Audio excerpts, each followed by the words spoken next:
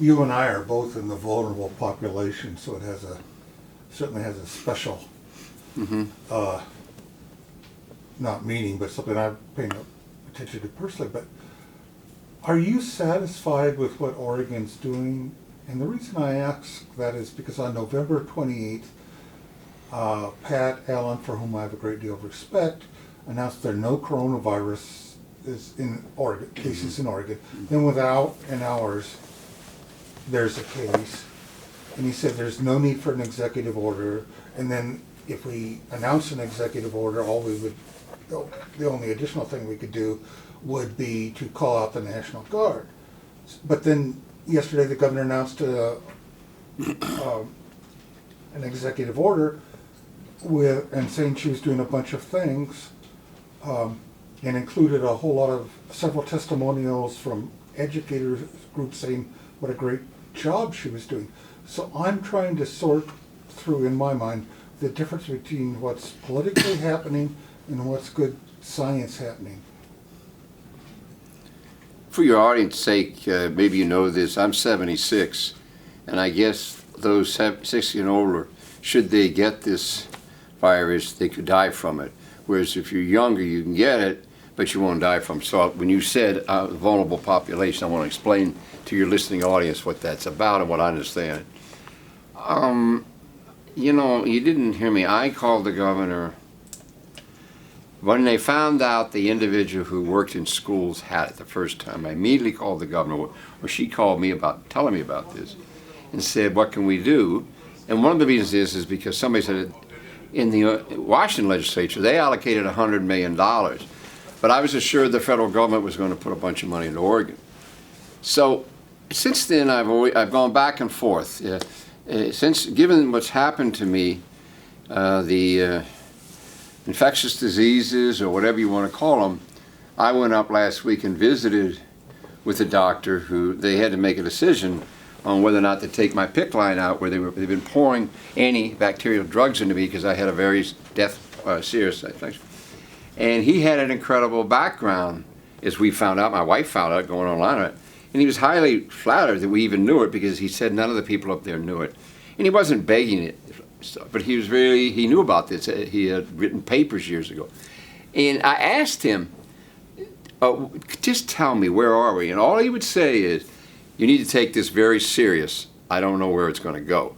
So I look at that this way. I think anyone who says today that we're doing a good job getting the word out, that we're taking very bold steps, that we know we've got this expert and here's this expert, is not, they shouldn't be saying stuff like that, because I think this is something none of us have ever seen before or are used to before.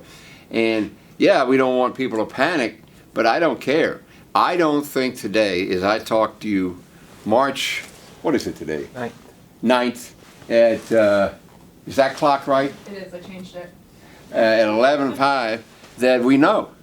Oregon doesn't know, its officials don't know. I think many are trying very hard. They're not sure. Do you close schools? I'm watching that back. Do you clean schools? You know, et cetera, et cetera. I don't think we know. And now I hear a member of the media are saying they think we're making too much of this now. They think we're exaggerating. Well, you know, I'm sorry. This thing is enough of a monster that the best thing to say is it's a monster. We're doing everything we can. We're working each day. So, but I cannot assure you that we know exactly what we're doing. And I think that's the thing that bothers me. You get these assurances, and I understand them, but I don't know that we really know the magnitude of this. We do not know the scope of this.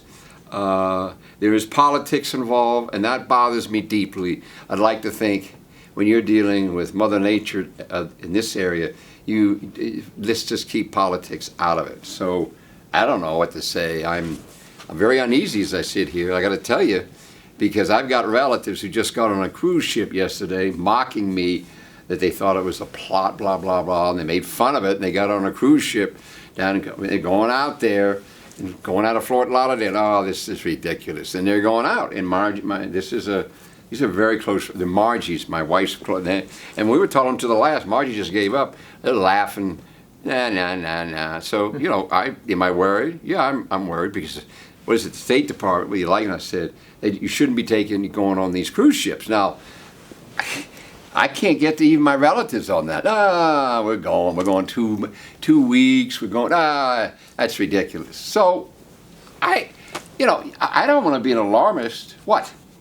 I'm just saying we should. I don't want to be an alarmist, but I'm very scared. And you say, well, you're always scared.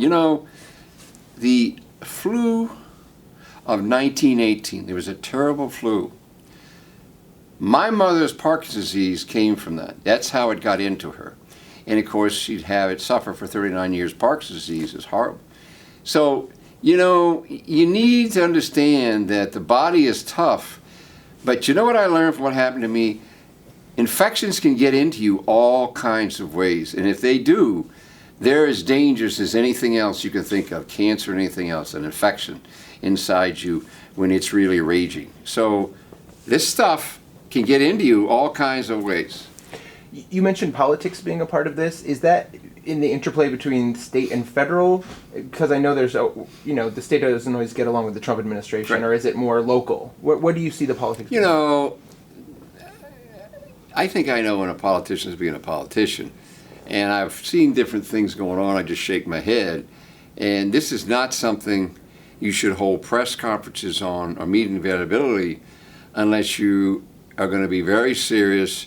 I mean, when you bring out all these people, I just think you should understand that you ought to let the press have at it pretty good, although I think you go too far with your questions too, because you demand answers, and the truth is, if they would tell you, they don't know. And I think it's very hard to say to people like you, the media, I don't know, because then you're going to clobber them. So that's where I think politics comes in here. The number one thing a politician is, don't cause panic. Don't cause panic.